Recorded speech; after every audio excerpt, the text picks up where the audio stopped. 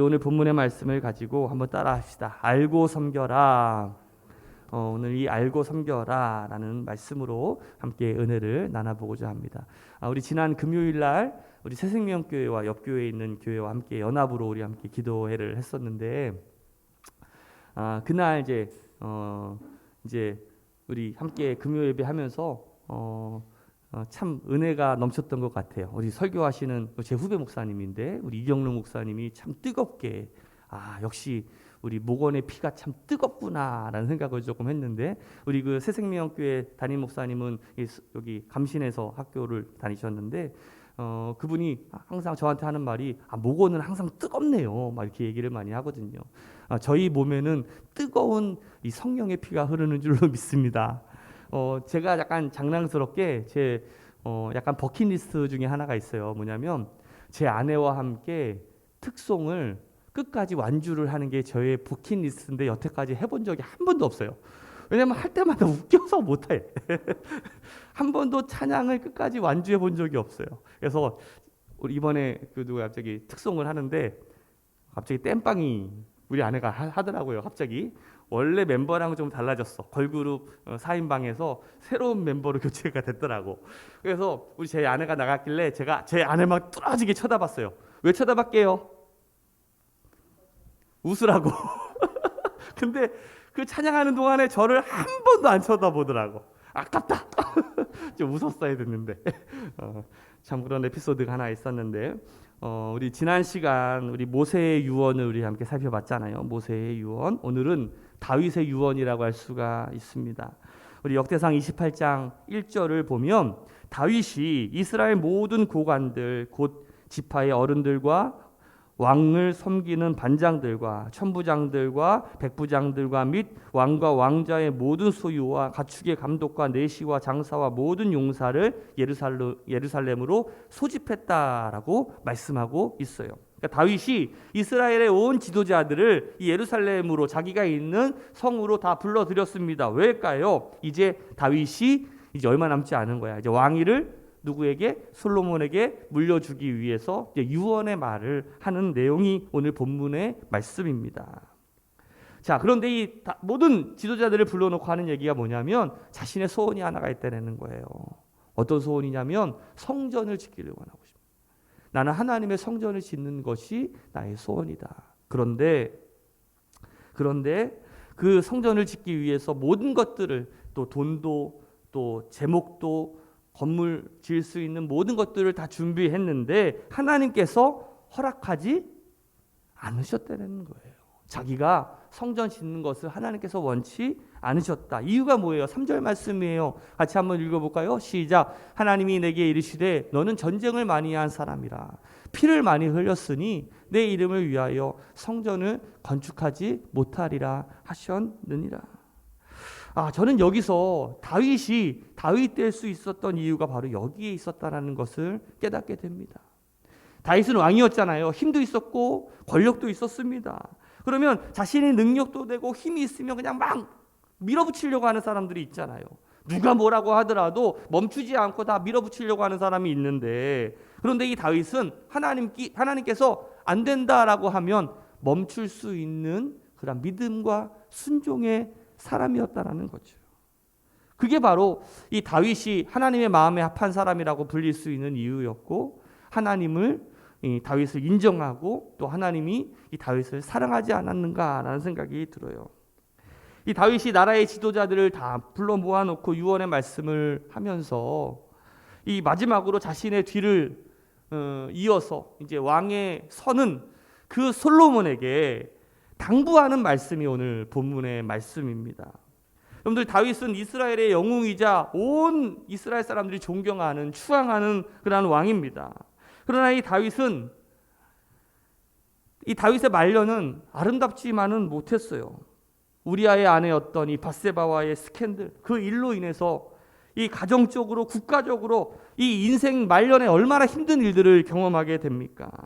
정말 잔혹한 가정사를 경험하게 되죠. 형제가 형제를 죽이고 그 아들이 아버지를 넘어서려고 하는 어떤 패륜적인 일들을 맞이하게 됩니다.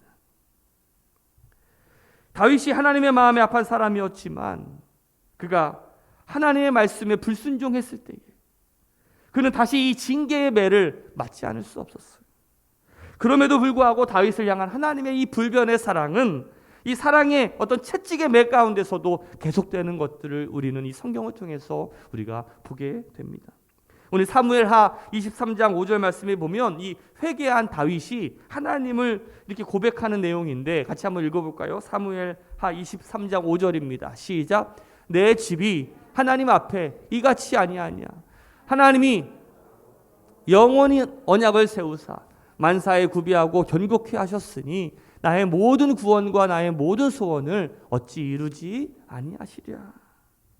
이 말씀의 뜻은 하나님께서 나를 책망하셨지만 하나님이 나를 때리셨지만 그래도 하나님과 나 사이에 맺은 이 언약은 끝나지 않았다라는 뜻이에요. 여러분들 하나님은요 우리를 끝까지 붙들고 계시는 분이십니다. 믿으십니까? 여러분 제가 제일 좋아하는 단어가 뭔지 아세요?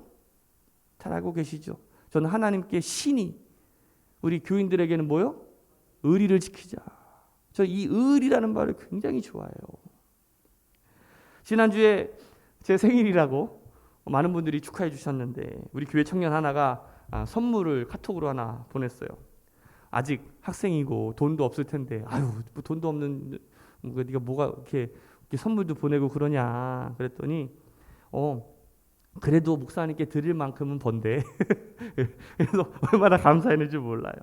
자칭 뭐 목사님의 오른팔 왼팔 우리 교회에 많이 있는데 보니까 오른팔 왼팔 다 없어요 지금. 자칭 다 필요 없어 이것들. 말로 하는 건 소용없어요. 한번 따라합시다. 말로 하는 건 소용없어요. 여러분들 몸으로 하는 게 중요한 거야. 여러분 신앙생활도요 몸으로 하는 게 중요한 거야. 말하는 거 아무런 필요 없어. 여러분들 편지도 썼어요. 자칭 오른팔 누굽니다. 왼팔 누굽니다. 같이 둘이 친구야. 그래서 한 명이 오른팔이라고 그러니까 같이 뭐 오른팔 하기는 싫은가 보지. 왼팔 오른팔 다 있어요. 근데 없어. 말로 하는 건 소용없어요. 100번 말로 사랑합니다. 목사님 그런 거 필요 없어요. 여러분들 몸으로 해야 돼. 몸으로 보여주셔야 돼. 여기 굉장히 중요한 게 하나가 있어요. 우리가 하나님을 믿기로 선택했을 때 우리가 하나님을 붙잡을 때 절대로 하나님은 우리를 놓지 않으신다는 거예요. 우리가 하나님을 붙잡기만 하면 어떤 일이 있더라도 하나님은 우리를 놓지 않으신다는 거예요. 여러분 그거를 믿으셔야 돼요. 그게 하나님이 우리를 불러주신 하나님의 어떤 약속이고 언약의 말씀이에요. 지난 시간 저희가 이 맹모 삼천지교에 대해서 함께 말씀을 좀 나눠봤잖아요. 이 맹자의 어머니가 맹자에게 진정한 교육을 가르치기 위해서 어떤 죽음을 가르쳤어. 그렇죠? 죽음. 두 번째는 뭐예요?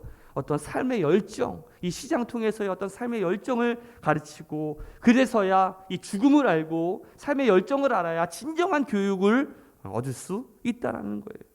오늘 위대한 철학가인 플라톤이 이렇게 이야기합니다. 어느 날 철학 제자가 와가지고 교육이 뭡니까? 라고 이렇게 물었을 때 그 질문에 이렇게 이야기합니다. 당신에게 사랑하는 마음이 없이는 참된 지식을 얻을 수 없다라는 거예요. 참된 사랑이 있어야 우리가 올바른 지식을 배울 수 있다라는 것이죠. 이 이야기는 우리 어떻게 보면 이 성경에 우리가 적용해 볼 수가 있는데 내가 하나님을 사랑하기 전까지는 하나님과 올바른 관계를 맺을 수 없다라는 거예요. 우리가 진정으로 하나님을 사랑해야지만 하나님과 온전한 올바른 관계를 맺을 수 있고 더 깊이 있는 만남과 체험을 경험할 수 있다는 거예요. 인생관계에서도 마찬가지인 것 같아요. 사랑하는 만큼까지 그 사람을 아는 것 같아요.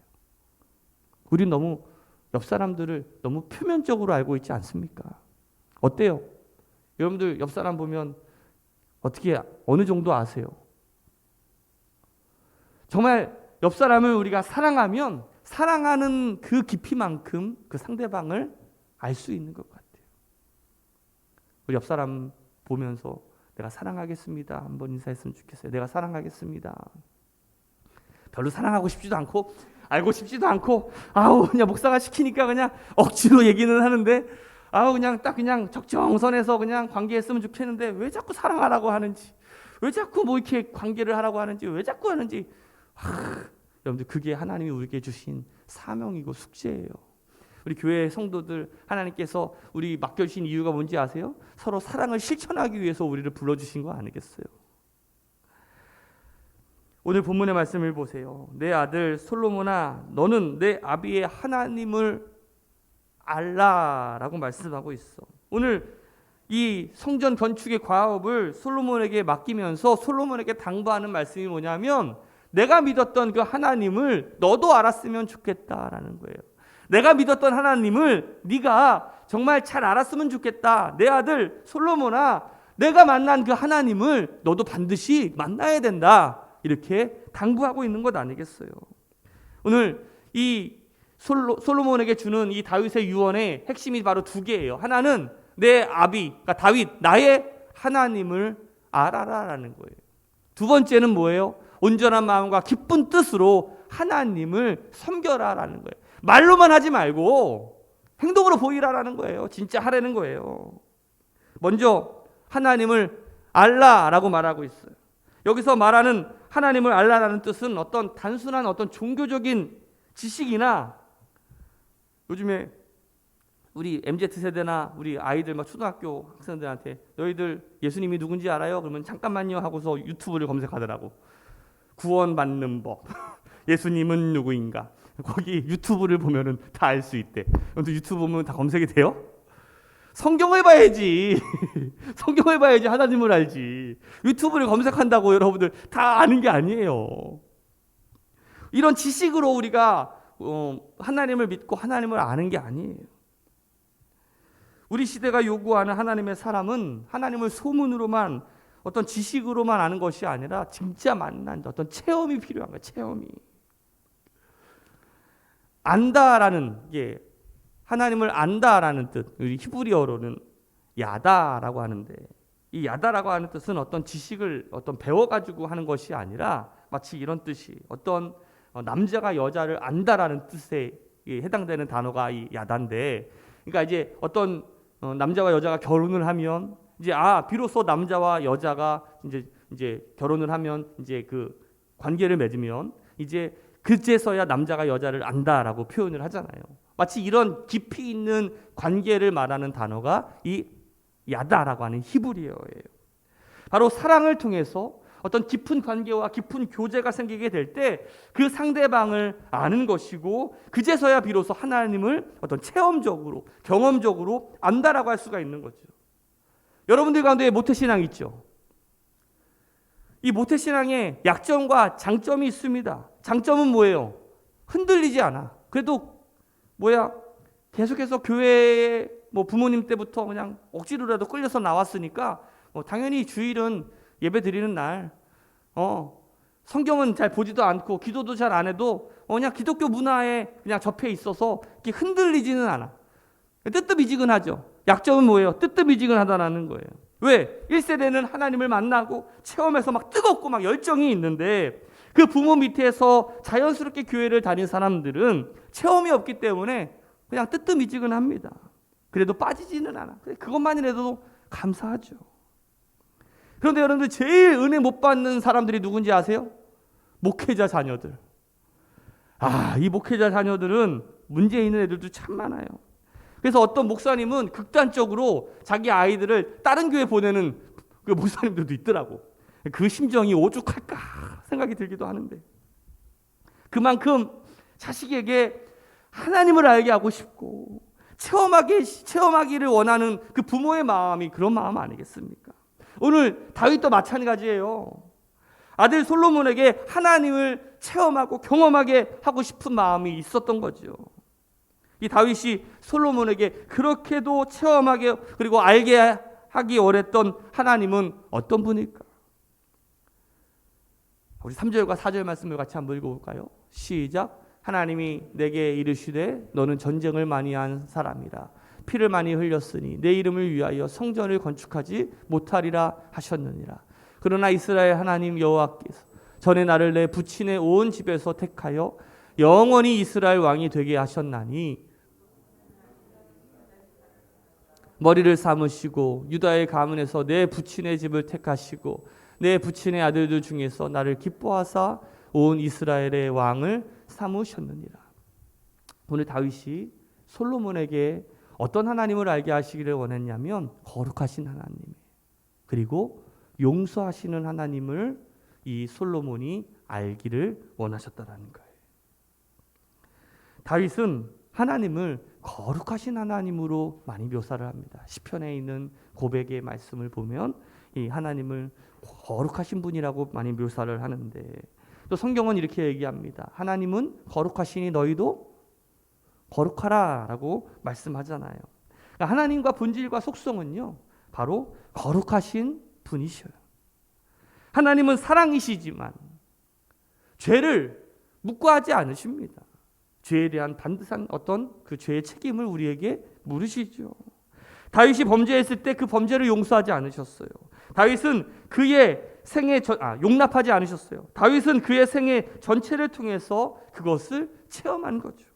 철저하게 죄를 미워하시는 하나님, 그리고 죄를 싫어하시는 하나님.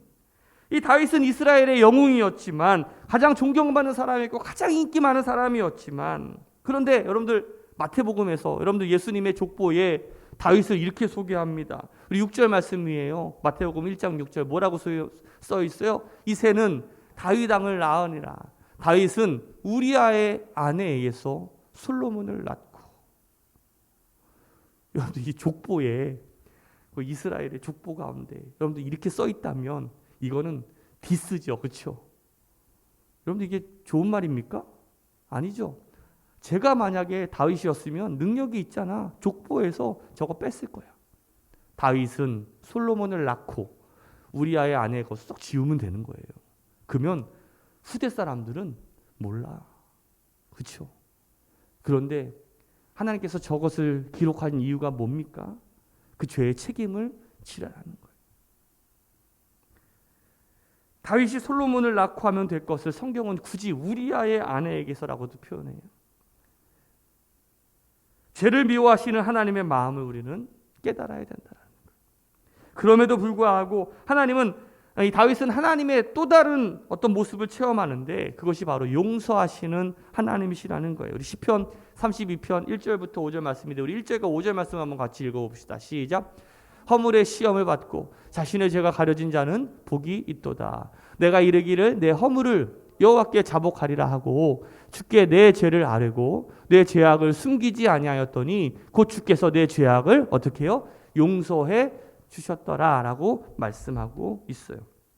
다윗은 그의 생애 전체를 통해서 자신의 죄를 용서하시는 하나님을 체험하게 됩니다. 그래서 하나님을 고백할 때마다 그는 이렇게 말합니다. 노하기를 더디하시는, 그리고 용서하기를 속히 하시는 그 하나님.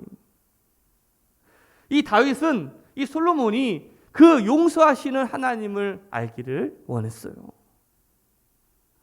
이 워털루 전투에서 이 나폴레옹을 격파했던 그 영국의 유명한 장군, 이 월링턴 장군이라는 분이 있습니다. 그 장군의 부하 가운데 상습적으로 탈영을 하는 그 부하가 있었어요. 그러니까 몇 번을 해도 계속해서 탈영을 하니까 마지막으로 이 부하에게 그 장군이 사형 선고를 언도합니다. 사형 직전에 그 탈영병을 붙잡고 이렇게 이야기합니다. 나는 너의 나쁜 행동을 고치기 위해 직접 교육도 했고, 나는 너를 처벌도 해보았고, 채찍을 들어 때려도 보았다. 그리고 힘든 노동도 시켜보았고, 매우 심한 벌을 주어서 정신 차리게도 해보았다. 그러나 너는 잘못을 반성하지도 않고 새롭게 변화되지도 않았다. 이제 군법에 따라 처형할 수밖에 없다. 나와 생각이 다른 자가 있느냐? 여기에 있는 사람들 중에 그렇게 이야기를 하니까 그 제독 휘하에 있는 한 장교가 그 웰링턴 장군에게 와서 이렇게 이야기합니다. 장군님께서 아직 한 번도 안 해보신 것이 하나가 있습니다. 그게 뭔가? 그러자 그 장교가 이렇게 이야기하는 거예요. 제독님은 이 병사를 한 번도 용서하지 않으셨습니다. 한참을 생각하더니 웰링턴 장군이 그 장교의 요청을 받아들여서 그 탈영병을 그냥 무조건 용서하겠다라고 이 용서를 해 주었어요. 그 후에 이 탈영병이 어떻게 변했을까요? 완전히 변했어요. 이제 새로운 사람으로 정말 충성스러운 병사로 이 사람이 바뀌게 되었다는 이야기. 가만히 보면 우리들도 마찬가지인 것 같아요. 여러분들도 그 탈영병 같은 사람들이 주님께서 여러분들을 불러주셨는데 불러주셨다가 어떨 때 막 잘 하다가 갑자기 다 탈영해. 그렇죠. 주님의 부르심에 우리가 다 탈영해서 여기저기 계속 목사로 하여금 잡아오면 또 탈영해. 그렇죠. 목사가 혼돈해보고 달래도 보고 이래도 보고 저래도 보고 그래도 뭐예요? 또 탈영해. 이게 바로 우리들의 모습이 아닌가. 그럼에도 불구하고 우리도 죄인임에도 불구하고 예수 그리스도의 십자가의 은혜로 우리가 용서받은 사람들 아니겠습니까? 하나님이 주시는 용서의 은혜를 우리가 깨닫고 우리가 변화되기로 삶을 결단한 사람들 아니겠어요? 여러분들 우리는 용서받은 사람이라는 것을 여러분들 잊어버려서는 안 됩니다.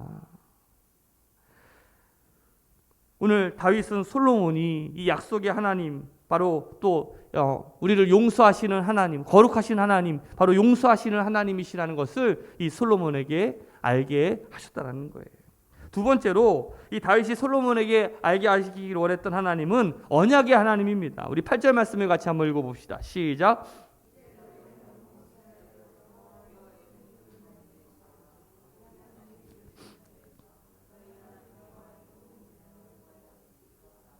그리하면 너희가 이 아름다운 땅을 누리고 너희 후손에게 끼쳐 영원한 기업이 되게 하리라. 오늘 하나님이 이 다윗에게 주신 그 약속 아니겠습니까? 언약의 말씀인데 다윗은 이 솔로몬에게 이 약속의 하나님, 언약의 하나님을 알기를 원했어요. 여러분들 엄밀히 말하면 성경 전체가 다 하나님의 약속입니다. 그렇죠? 그래서 구약이라는 뜻이 올드 테스타먼트예요. 그러니까 옛 약속 아니겠어요? 신약이 뉴 테스타먼트예요. 새로운 언약이라는 뜻이거든요. 가장 큰 구원의 메시지를 이 구약에서는 앞으로 오실 그 메시아에 대한 예언, 그렇죠? 그리고 신약은 이 땅에 오신 예수 그리스도를 우리에게 소개하고 있고 우리를 구원하시고 또 마지막 심판 때에 다시 오시겠다라는 어떤 약속, 언약의 말씀이죠. 그런데 성경에서 말하는 어떤 구원의 중요한 이야기뿐만이 아닌 하나님은 이 땅에서 우리가 잘 되고 번성하고 충만하고 잘 되기를 원하고 계셔요. 이것을 우리는 한 글자로 뭐라고 표현하냐면 복이라고 표현하죠. 하나님은 우리가 복받기를 원하고 계셔. 아브라함에게 약속하신 하나님을 여러분들 기억하실 거예요. 이삭이 바로 하나님의 약속의 열매 아니겠습니까? 약속의 축복을 너무나 소중하게 여긴 나머지 그냥 순서를 바뀌어버린 사람이 누구예요? 야곱이죠. 그리고 요셉. 이뿐만이 아니에요. 성경에 있는 모든 인물들은 모두가 다 하나님의 약속을 믿고 의지하고 그리고 그 약속의 경험들을 했던 사람들이에요. 우리도 하나님의 언약의 백성임을 잊지 않으시기를 주님의 이름으로 축복합니다. 우리도 하나님의 어떤 약속의 열매를 맺으며 살아가야 돼요. 제 수첩에다가 항상 제가 기도 제목들을 막 적어요. 여기 보면은 새해에 2022년에 바라는 기도 제목들이 쭉 있어요. 여기 쭉 있는데 여기에 보면은 동그라미 쳐진 표시는 몇 월 며칠 날 이루어졌다라는 거예요. 아직 이루어지지 않은 것들도 있어요. 근데 한 번도 X라고 치지는 않아요. 세모지. 여기 동그라미 친 것들도 많이 있어요. 근데 그 중에 제가 가장 원했던 게 뭐냐면 저만의 예배의 정의가 있거든요. 저만의 예배의 정의가 뭐냐면 예배 드리는 가운데 새로운 사람이 와서 예배를 드리는 게 저의 예배의 성공의 정의야. 그리고 이 가운데 와서 한 사람이라도 내가 어떤 결단하고 뭔가 좀 달라지는 사람들이 있다면 저는 그것이 예배의 성공이다라고 여겨요. 저도 알아요. 제가 모든 사람을 다 은혜 받게 하고 모든 사람들을 다 변화시킬 수 없는 사람이라는 거 저도 알아. 왜? 하나님이 하시는 거지 목사가 하는 거겠어요. 그 중에 제목 가운데 이렇게 써놨어요. 2022년 이제 코로나 끝나고 난 다음에 뭐라고 적어놨냐면 일당백을 감당하는 사람을 보내주소서 적어놨어. 그러니까 새로운 신자지. 또 써놔야 되겠다. 여기에다가 기존 성도들도 일당백을 감당하면 되는데 서운해하지 마세요. 장로님, 우리 권사님들 서운해하지 말고 그냥 그렇다라는 거예요. 또 마음에 또 서운함을 품고 또 있지 말고 우리 권사님 서운해서 저 안 쳐다보는 거 아니죠? 새로운 사람 일당백을 감당하는 사람이 되게 하소서 하는 사람을 보내주소서라고 했는데 우리 백 집사님이 첫 등록을 하셨잖아 우리 교회에. 기대가 있어. 우리 백 집사님이 일당백을 감당하는 사람이 될 줄도 있고 안 될 수도 있어. 아직 모르니까 그렇죠? 또 앞으로 아직 7월밖에 안 됐으니까 12월까지는 많이 남아 있어요. 어떤 사람이 될지는 몰라. 그러나 하나님의 약속은 이루어질 줄로 믿습니다. 제 기대하는 마음이 있어요. 일당백을 감당하는 성도들이 그리고 우리 헌신자들이 분명히 생길 것이다. 왜? 하나님은 약속을 이루시는 분이시고 지키시는 분이시기 때문에 그래. 바로 이 다윗이 솔로몬에게 알게 하셨던 그 하나님의 성품은 언약을 지키시는 분이시라는 거예요. 다윗은 솔로몬에게 어떤 하나님을 알기를 원하셨는가? 거룩하신 하나님인 동시에 용서하시는 하나님, 그리고 언약의 하나님, 그리고 마지막으로 함께 하시는 하나님입니다. 20절 말씀입니다. 같이 한번 읽어봅시다. 시작. 또 그의 아들 솔로몬에게 이르되 너는 강하고 담대하게 이 일을 행하라. 두려워하지 말며 놀라지 말라. 내가 여호와의 성전 공사의 모든 일을 마치기까지 여호와 하나님 나의 하나님이 너와 함께 계시사 내게서 떠나지 아니하고 너를 버리지 아니하시리라. 할렐루야. 바로 임마누엘의 하나님, 우리와 함께 하시는 하나님을 알게 하기를 원하셨다라는 거예요. 임마누엘의 축복. 우리가 믿는 하나님은 우리와 함께 하시는 하나님입니다. 내가 좋을 때만, 내가 잘 나갈 때만 함께 하시는 분이 아니라 내가 힘들 때, 괴로울 때도 항상 언제나 나와 함께 하시는 하나님이세요. 저는 우리 성도들이 그랬으면 좋겠어. 우리가 함께 울고 또 함께 웃고, 그렇죠? 그런 것들을 우리가 함께 할 수 있는 그것이 진정한 성도의 모습이 아닌가. 우리가 괴로울 때 또 어떤 어려움의 시기를 만날 때도 있습니다. 그런데 여러분들 그것이 끝난 게 아니에요. 내 인생이 무너졌다고 해서 다 그것이 끝난 게 아니에요. 왜? 하나님이 우리를 붙잡고 계시기 때문에 그래요. 옆 사람한테 한번 이렇게 인사합시다. 아직 끝나지 않았습니다. 아직 끝나지 않았어. 하나님이 우리에게 주실 시간이 있어요. 죄와 허물 가운데 절망 가운데 살아가던 우리들을 하나님께서 택하여 주시고 우리를 구원하여 주셨잖아요. 날마다 주님의 은혜로 풍성하게 살기를 원하시는 분이 바로 하나님이시라는 거예요. 절망에서 회복을 또 좌절에서 비전을 주시는 분이 그 임마누엘의 하나님 아니겠습니까? 오늘 다윗이 이러한 하나님을 자신의 뒤를 이어서 왕위에 오르는 솔로몬에게 알려주기를 원했어요. 오늘 솔로몬뿐만 아니라 오늘 우리에게도 이러한 하나님을 알려주기를 원하고 있는 거죠. 오늘 여러분들 우리가 무엇을 알아야 됩니까? 오늘 다윗이 솔로몬에게 그렇게 알게 하기를 원했던 그 하나님을 우리가 알아야 되는 거예요.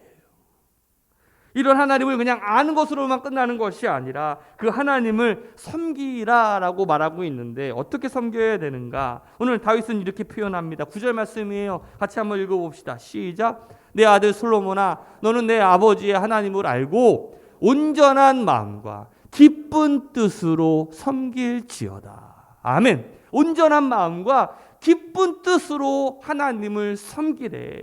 기쁘게 하려면 여러분들 억지로 하는 게 아니에요. 누가 시켜서 하는 게 아니에요. 자발적으로 하는 거죠. 마지못해서 환경 때문에 필요에 의해서 하나님을 섬기는 게 아니라 기쁨으로 한다는 것은 우리 마음속에서 나오는 우러나오는 마음으로 하나님을 섬기는 거예요. 강요된 헌신이 아니라 강요된 봉사, 강요된 헌금, 그것은 하나님 앞에 자리를 차지할 수 있는 그런 어떤 요소가 될 수 없어요. 오늘 여러분들이 하는 헌신과 또 여러분들이 드리는 헌금과 여러분들의 봉사가 어떤 마음으로 주님께 바쳐지고 있습니까?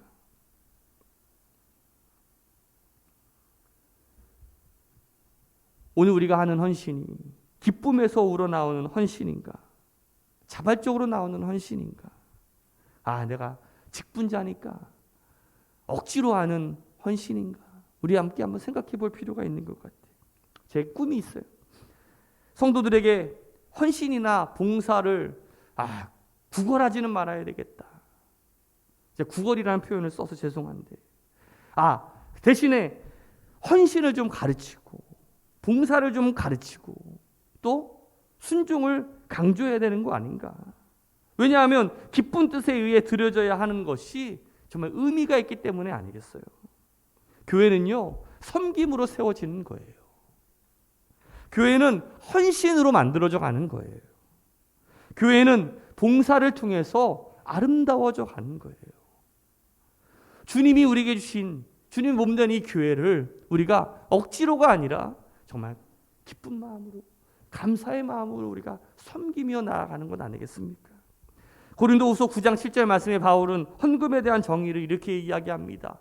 각각 그 마음에 정한 대로 할 것이요 인색함으로나 억지로 하지 말지니 하나님은 즐겨내는 자를 사랑하시느니라. 헌금 시간이 되면, 전에는 우리 교회는 그냥 이렇게 헌금 바구니를 돌리지는 않으니까 괜찮은데 다른 교회 같은 데 가면은 재밌는 풍경들이 많이 있어요.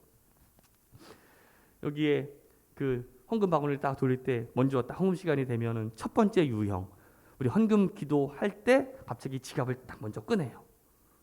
그래가지고 내가 10,000원짜리가 있나 5,000원짜리가 있나 1,000원짜리가 있는가 확인을 해. 그래서 어떤 사람은 믿음의 분량대로 꺼내는 사람도 있고 그런 유형도 있고, 어떤 사람은 계속 눈 감고 그 헌금위원이 지나갈 때까지 그냥 버티기는 사람들도 있고, 그렇죠? 참 재미있는 풍경들이 참 많이 있는 것 같아요. 아니, 헌금이 없으면 못 드릴 수도 있죠. 그게 뭐가 중요하겠어. 근데 왠지 막 미안한 마음이 있고 그런 것 같기도 하고. 전에 여기 여러분들 숭이감리교회 그 이호문 목사님은 부흥회 할 때, 여러분들 혹시 이호문 목사님 부흥회 가보신 적 있으세요? 정말 재미있는 장면이 하나가 있어요.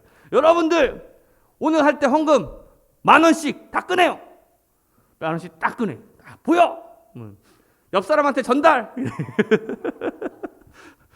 그 시대는 그게 통했는지도 몰라.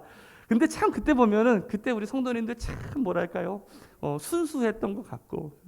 그렇죠? 왜냐하면 또 어떤 사람은 10,000원짜리 꺼내고 1,000원짜리 할지 모르니까 옆 사람에게 전달해가지고 그렇게 헌금을 하게 했다는 것도 있는데, 여러분들 그렇게 하는 헌금이 무슨 의미가 있겠어요? 제가 말씀드리는 건 그거예요.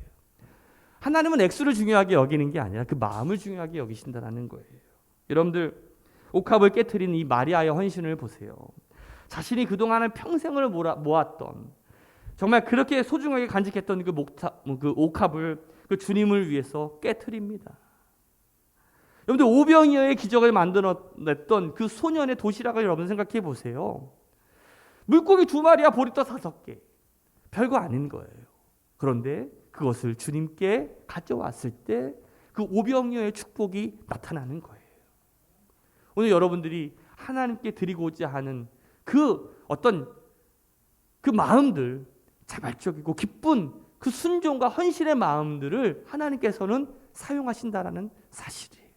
오늘 우리가 신앙생활할 때 억지로가 아니라, 인색함으로가 아니라 우리의 자발적인 기쁨으로 하나님을 섬기는 우리 새로운학교 성도들 되시기를 주님의 이름으로 축복합니다.